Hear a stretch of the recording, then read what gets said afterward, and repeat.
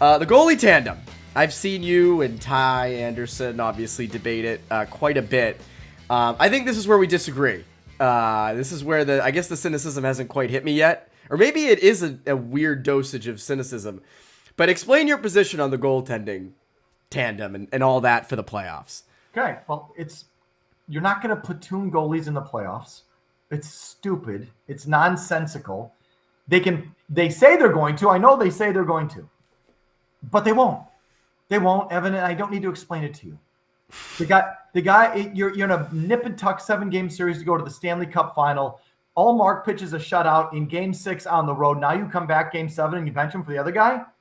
You're not going to do it. Like that's just you don't have to, but you don't have to for that. I don't think you can go for Ullmark 2 straight games. Okay, well then what happens if it's in the second round and now it's Game 5 and you go up 3-2 in Game 5 in the second round? The guy pitches a shutout. Now you come back and you swap him out. No, you stick with him. And yes, I agree with you. And now you're in Game 7. Are you going to sit him? No, you're going to ride him in Game 7. Now you're in the Eastern Conference fucking Finals. Okay, let's bench the guy who just pitched 3 straight shutouts.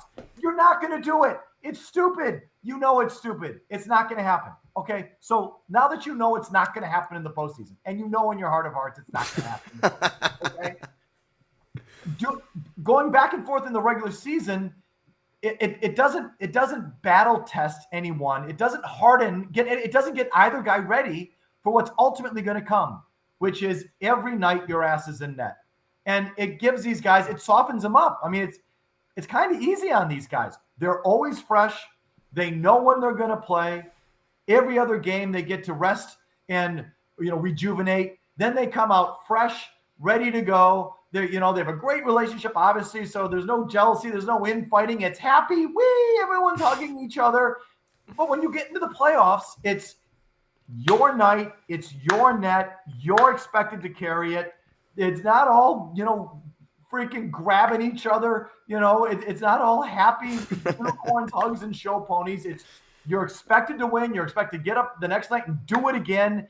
And what goes on in the regular season, I think, softens these guys up, and now they're not ready to go when it really matters. They got to pick a guy in the second half. They got to give him the majority of the nights. They've got to get him. They got to get his pitch count up, if you will, stretch him out. Use baseball analogies, and he's got to be the guy. And doing anything else is doing a disservice to the team. And trade the other guy. How's that?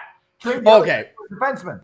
So I agree with you in the sense that I think the myth or the whole thing pitched last year was if they do a tandem, one of them's going to be fresh for the postseason. I agree with you. It was proven that when they do that and then go into the playoffs and try to ride a guy, that guy's just not ready. He has not been playing every other night or every game, for most of the season. So it's going to be hard to just ramp that up in the playoffs.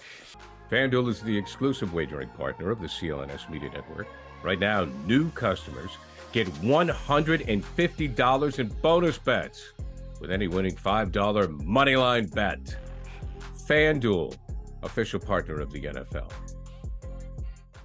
The tandem, they're going to stick with it throughout the season. It is what they are doing during the regular season. And I don't think it's the worst idea because I disagree. I don't think the tandem's a bad idea in the playoffs because it just didn't work at all.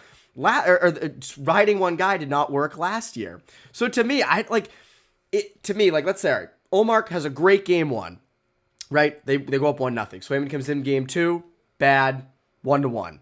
Ullmark comes in game 3, they're up 2-1. Swayman comes in game 4, bad again. They're 2-2. You can go with Ullmark in games 5, 6, and 7. To me, I think it's the rest in between there. I don't think it has to be a strict every other night. What about benching a guy and going with the other guy, which is fine. Okay, like everyone does. Like a lot of teams have done that. Everyone does that. No problem. One guy sucks, go to the other guy. I'm fine with that. That's not a platoon. And you don't need to have 2 number ones to do that. The Stanley Cup champion did. What is Aiden Hill even a fucking NHL goalie? I haven't checked up on him this year yet. Yeah, right. He's a nothing. So it's like, Jordan Binnington's a nothing. It's like you don't need 2 number ones. I'd much rather swap out the backup. Have that be a top 4 defenseman or a top 6 forward if you can swing that, and you get much more value out of that, and have the Boosie kid be the backup. How's he been in Providence this year? I don't even know. He's been good. Last year in the AHL. If you're an all-star in the AHL, it can be a backup in the NHL. Well, again, what's Aiden Hill? And I just think you need good goaltending. I'm not telling you don't need goaltending. Of course you do. I think it's a waste to have, especially if I think it should be Swayman this year. $5 million sitting on the bench every night in the postseason when that could be a defenseman or a forward who someone could really help you. Don't do that. I think such an advantage having two legit number one goalies. I know, I see your point. Like you in the past in playoffs, you can win a Stanley Cup with with Aiden Hill last year was a number 5 goalie for Vegas. I get it, but that's luck. That's luck, and I do think really you have the two guys.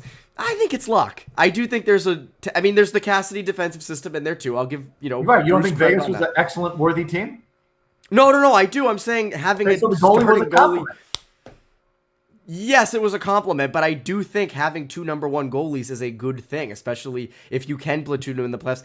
But to add to my point from earlier, having, let's say in my situation, Ullmark goes games 5, 6, and 7, I think you can come back with Swayman in game 1 to give Ullmark a bit of rest to kick up again. And I know you think it's stupid, but to me that's your strength. It's the Bruins' strength, and like the whole idea. Ullmark has a ton of trade value. I agree. I would love to get a top 6 forward for him. I'd love to get a top 4 defenseman. I'd love to get a first round pick in the first round again. That's the biggest thing I think they need. But wait till the end of the season. I want to see them try the tandem in the playoffs. I do. I want to see them give it a shot. And I know you roll your eyes. I know you think it's stupid, but I want to see them try it. You have that strength over every other team. No other team has that. And I think, again, if you trade Ullmark to, I don't know how he waives his 16-team no-trade clause to Edmonton, but in the event that he does and you add like a Ryan Nugent-Hopkins, let's just say, so you become a little bit better up front and you become worse in net.